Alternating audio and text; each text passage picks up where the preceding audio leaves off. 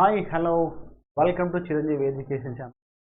So ఈరోజు current అఫైర్స్లో భాగంగా మనం పిఐబి ప్రెస్ ఇన్ఫర్మేషన్ బ్యూరో కేంద్ర ప్రభుత్వం ముందస్తుగా జారీ చేసే కేంద్ర ప్రభుత్వం యొక్క విధానంలో భాగంగా కేంద్ర ప్రభుత్వము తీసుకునే చర్యలు ఏవైతే ఉంటాయో, చర్యలు మీన్స్ కేంద్ర ప్రభుత్వం ఏ ప్రోగ్రామ్స్ని ఏ కార్యక్రమాలు నిర్వహిస్తుందో దానిలో భాగంగా ఏం చేస్తుంటే పిఐబికి ఒక నోటీస్ను జారీ చేస్తుంది.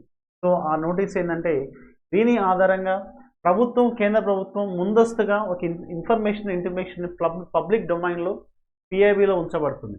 అంటే కేంద్ర ప్రభుత్వం ఏం చేస్తుందనే అంశంలో. సో దానికి సంబంధించిన అంశం అన్నమాట. ఇవి కరెంట్ అఫైర్స్లో డైరెక్ట్గా మనకు అడగడానికి అవకాశం ఉంటుంది. కాబట్టి ఇక్కడ ఈ ప్రెస్ ఇన్ఫర్మేషన్ బ్యూరో నుంచి మనం తీసుకున్న ఆర్టికల్స్లో కొన్ని ఇంపార్టెంట్ అంశాలు మనం చూద్దాం. ఇక్కడ ఇది మనకి కేంద్ర ప్రభుత్వం మొట్టమొదటిసారి 2014లో మనకి అధికారంలోకి వస్తే ఎన్డీఏ గవర్నమెంటు, రెండవసారి మనకి 2019లో, అవునా? సో ఇక్కడ 2020-21లో ఈ సహకార మంత్రిత్వ శాఖని ఏర్పాటు చేయడం జరిగింది. సో దీనికి ఎవరు అంటే శ్రీ అమిత్ షా గారు ఈ మినిస్ట్రీని అప్పగించడం జరిగింది అమిత్ షా గారికి, హోమ్ మినిస్టర్ అమిత్ షా గారికి. ఓకే, సో దీంట్లో భాగంగా మరి ఇక్కడ అర్బన్ కోఆపరేటివ్ బ్యాంక్ సహకార మంత్రిత్వ శాఖ ఏదైతే ఉందో, అర్బన్ కోఆపరేటివ్ బ్యాంకుల కోసం ఛత్రా సంస్థ, ఈ సంస్థ important. National Urban cooperative finance and development corporation limited, దాన్ని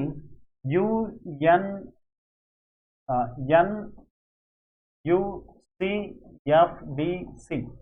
ఓకే, సో ఇది న్యూఢిల్లీలో దీన్ని ప్రారంభించడం జరిగింది. ఎవరంటే మనకి హోంమంత్రి మరియు సహకార మంత్రి అయిన అమిత్ షా గారు దీన్ని ప్రారంభించడం జరిగింది. సో ఈ ఛత్రా అనే సంస్థ దీనికి సపోర్ట్గా పనిచేస్తూ దీన్ని ముందు తీసుకెళ్తుంది అనమాట. సహకార డెవలప్మెంట్ని ముందు తీసుకెళ్తుంది. సో దీని ప్రతి నగరంలో అర్బన్ కోఆపరేటివ్ బ్యాంకుల ఏర్పాటులో దీని యొక్క పాత్ర అనేది ఎక్కువగా ఉంటుంది. మరి ఈ సహకార ఉద్యమాన్ని బలోపేతం చేసి సహకారం ద్వారా మరి ప్రజల్లో ఎక్కువగా డెవలప్మెంట్ తీసుకురావడానికి కోసం దీని సహకార మంత్రిత్వ శాఖలో భాగంగా అర్బన్ కోఆపరేటివ్ బ్యాంకుల కోసం ఛత్రా అనే సంస్థని National Urban Cooperative and Finance and Development లిమిటెడ్ని తీసుకురావడం జరిగిందన్నమాట. సో దీని యొక్క ఉద్దేశం ఏంటంటే, ఇది అర్బన్ కోఆపరేటివ్ బ్యాంకులు ఏవైతే ఉంటాయో ఈ అర్బన్ కోఆపరేటివ్ బ్యాంకులో ఉన్న సమస్యలను సాల్వ్ చేయడానికి తీసుకొచ్చారనమాట. అంతేకాకుండా సామాన్య ప్రజల యొక్క జీవితాలలో ఈ కోఆపరేటివ్ బ్యాంకుల ద్వారానే ఎక్కువగా మనము రుణ సౌకర్యాలను కల్పించి వాళ్ళకి తోడ్పాటుగా ఉంచాలని చెప్పేసి మరి ఈ అర్బన్ కోఆపరేటివ్ సహకార ఉద్యమాన్ని బలోపేతం చేయడం కోసం దీన్ని ఛత్రా అనే ఒక సంస్థను ఏర్పాటు చేయడం జరిగింది అనేది ఇక్కడ మనకి దీంట్లో క్లియర్గా మెన్షన్ చేయడం జరిగింది. ఓకే, సో నెక్స్ట్ బరౌనీలోని హిందుస్థాన్ ఉర్వరిక్ రసాయన్ లిమిటెడ్ అనే ఒక ఎరువుల కర్మాగారాన్ని ప్రధానమంత్రి ప్రారంభించడం జరిగింది. ఈ బరౌని ఎక్కడ ఉందంటే బీహార్లో ఉంది. హిందుస్థాన్ ఉర్వరక్ రసాయన్ లిమిటెడ్, దాన్ని HURL ఎరువుల కర్మాగారాన్ని ప్రధానమంత్రి ప్రారంభించడం జరిగింది. ఈ బరౌని రిఫైనరీ బీహార్లోని పారిశ్రామిక అభివృద్ధికి కొత్త శక్తిని ఇస్తుందని చెప్పేసి మరి దీని యొక్క పెట్టుబడి ఎంత అంటే 9,512 కోట్లు. దీని యొక్క ఉత్పత్తి సామర్థ్యం 12.7 LMTP, అంటే లక్షల మెట్రిక్ టన్నులు అన్నమాట. ఓకే, సో ఇది ఈ కర్మాగారం, ఎరువుల కర్మాగారం యొక్క ఉత్పత్తి అనేది. ఓకే, సో నెక్స్ట్ మనకి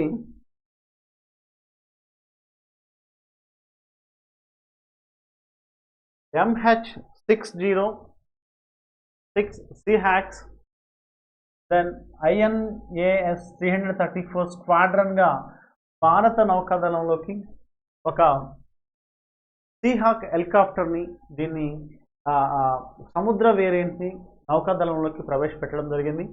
సో దీన్ని మార్చి 6 నాడు INS గరుడ కొచ్చి వద్ద భారత డిఫెన్స్ సెక్టార్ ఆధునికీకరణ కోసం దీన్ని ప్రవేశపెట్టడం జరిగింది. సో దీంట్లో సీహాక్స్ స్క్వాడ్రన్ భారత నౌకాదళంలో INAS 334గా ప్రారంభించబడింది.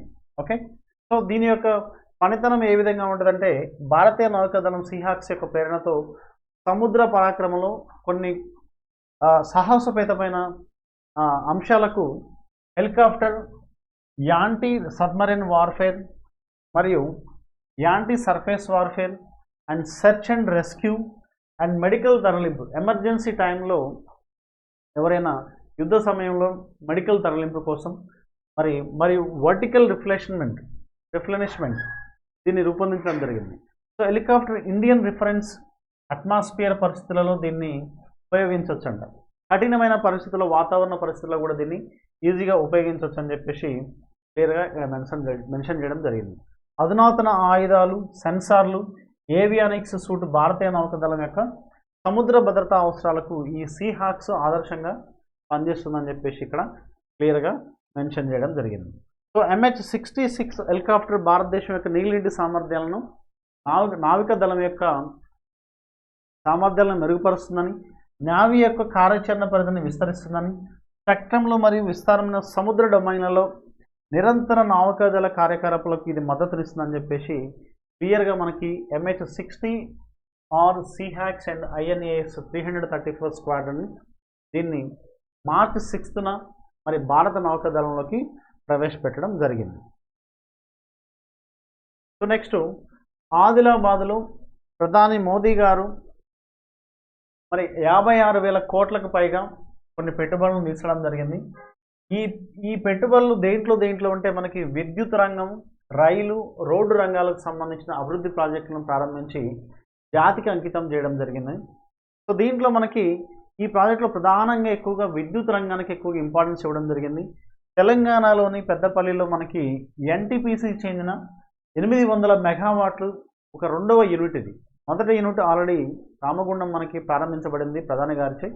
సో రెండవ యూనిట్ 800 మెగావాట్లతోటి తెలంగాణ సూపర్ థర్మల్ పవర్ ప్రాజెక్టుకు దీన్ని కూడా ప్రధాని జాతికి అంకితం చేయడం జరిగింది. సో దేశవ్యాప్తంగా విద్యుత్ రంగానికి సంబంధించిన పలు ప్రాజెక్టులను ప్రధాని ప్రారంభించారు, జాతికి అంకితం చేశారు. సో ఈ విధంగా మనకి దీన్ని ఇక్కడ పెద్దపల్లిలో ఈ Telangana super thermal power project ఏదైతే ఉందంటే ఆల్ట్రా సూపర్ క్రిటికల్ టెక్నాలజీ ఆధారంగా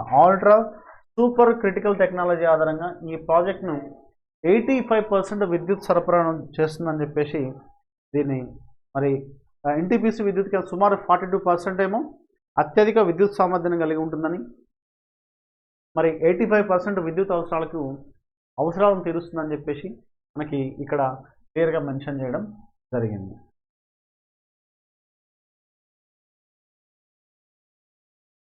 సో ఇవి మనకి PABకి సంబంధించిన ఇన్ఫర్మేషన్. ఇంకా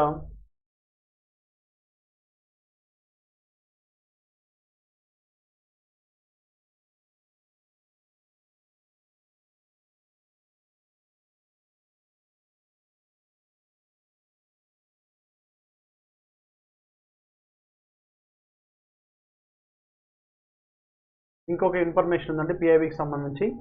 ఈ PIBకి సంబంధించి మనకి ప్రెస్ ఇన్ఫర్మేషన్ బ్యూరో సంబంధించి మనకి ఇంకొక ముఖ్యమైన ఇన్ఫర్మేషన్ ఏంటంటే స్వచ్ఛత గ్రీన్ లీఫ్ రేటింగ్ అనేది. ఈ స్వచ్ఛత గ్రీన్ లీఫ్ రేటింగ్ అనేది ఏంటంటే ప్రపంచ స్థాయిలో ఉన్న పర్యాటక రంగం ఏదైతే ఉందో భారతదేశం యొక్క పర్యాటక రంగాన్ని కూడా ప్రపంచ స్థాయి పర్యాటక రంగానికి అంత అభివృద్ధి స్థాయికి తీసుకురావడం కోసం దీన్ని కొత్తగా ప్రారంభించడం జరిగింది.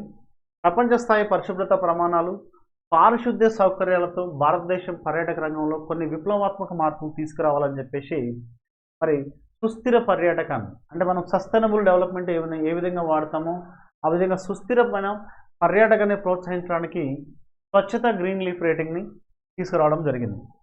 సో దీంట్లో భాగంగా మనకి మొట్టమొదటి స్వచ్ఛత గ్రీన్ లీఫ్ రేటింగ్ గుర్తింపు సాధించిన రాష్ట్రం ఏంటంటే మధ్యప్రదేశ్లోని మధైలో ఉన్న బైసన్ రిసార్ట్స్ అనేది మనకి ఈ గ్రీన్ లీఫ్ రేటింగ్ని గుర్తింపు సాధించడం జరిగింది. ఓకే, మొట్టమొదటి స్వచ్ఛత గ్రీన్ లీఫ్ రేటింగ్ గుర్తింపు సాధించిన మధ్యప్రదేశ్ రాష్ట్రంలోని మధైలో ఉన్న బైసన్ రిసార్ట్స్ అనేవి ఈ గుర్తింపు సాధించిందనేది ఇక్కడ క్లియర్గా మెన్షన్ చేయడం జరిగింది.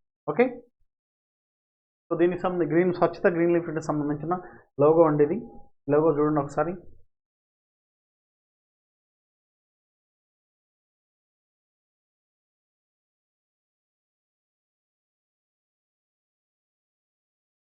ఓకే. సో ఇది నెక్స్ట్ మనకి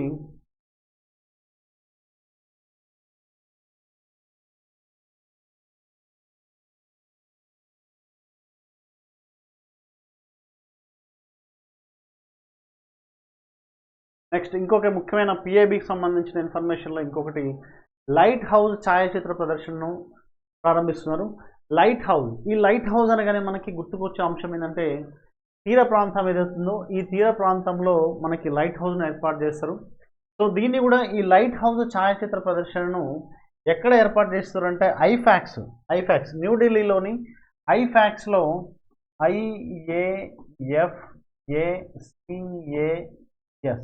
ఐఫాక్స్.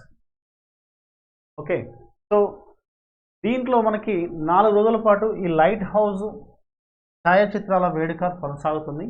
ఇది ఒక ఈ ఛాయాచిత్రాల వేడుక ఎందుకనంటే భారతదేశంలో లైట్ హౌస్ టూరిజాన్ని ప్రోత్సహించడం కోసం, అక్కడ మౌలిక వసతుల కల్పన కోసం, అక్కడ మౌలిక వసతులు కల్పించి భారతదేశంలో లైట్ హౌజులు పర్యాటక రంగానికి టూరిజాన్ని కూడా ప్రోత్సహించాలనే ఉద్దేశంతో మరి ఈయన సర్బానంద్ సోనోవాల్ దీన్ని ప్రారంభించడం జరిగింది. ఎక్కడంటే న్యూఢిల్లీలో ఐఫాక్స్లో. ఓకే. ఏఐ అండి, ఇది ఏఐఎఫ్. ఐఫాక్స్ అంటే all India fine arts art and crafts association. Okay. So ఈ విధంగా మరి దీనికి సంబంధించిన అంశాలు ఇవి. సో మనకి పిఐబిలో ఉన్న అంశాలని కానీ మనం కవర్ చేసినట్టయితే మనకి ఈజీగా మనకి ఈ కాంపిటేటివ్ ఎగ్జామ్స్లో మనకి కరెంట్ అఫైర్స్లో మనకి స్కోరింగ్ చేయడానికి అవకాశం ఉన్న ఏరియా అనమాట. పిఐబి నుంచి కేంద్ర ప్రభుత్వం ముందస్తుగా జారీ చేసే కేంద్ర ప్రభుత్వం యొక్క ఏ విధంగా పనిచేస్తుంది, అభివృద్ధి కార్యక్రమాలు ఏ విధంగా తీసుకెళ్తుంది, ఒక్కొక్క మినిస్ట్రీ నుంచి మనకి ఉన్న కేంద్ర ప్రభుత్వంలో ఎన్ని మినిస్ట్రీలు ఉన్నాయో అన్ని మినిస్ట్రీల నుంచి వాళ్ళు ఏం చేస్తారంటే ఈ ప్రెస్ ఇన్ఫర్మేషన్ బ్యూరో వెబ్సైట్లో వాళ్ళు ముందుగా ఈ ఒక నోటీస్ని జారీ చేసి ప్రభుత్వం ఏం చేయబోతుంది కార్యక్రమాలనే అంశం పైన వాళ్ళు ముందుగా వీళ్ళు నోటీస్ జారీ చేసి దాన్ని ఆ వెబ్సైట్లో పొందుపరుస్తారు ఒక్కొక్క మినిస్ట్రీ ఆధారంగా. సో దీన్ని ఇప్పటి నుంచి ఈ కరెంట్ అఫైర్స్లో భాగంగా చిరంజీవి ఎడ్యుకేషన్ అనే ఈ ఛానల్ ద్వారా ఈ కరెంట్ ఆస్పిరెంట్స్ ఎవరైతే ఉన్నారో గ్రూప్స్ ఆస్పిరెంట్స్కి ముందుకు తీసుకురావాలనే ఆలోచనతో మనం స్టార్ట్ చేయడం జరిగింది. So please subscribe our channel Chiranjeevi education. Thank you అన్న.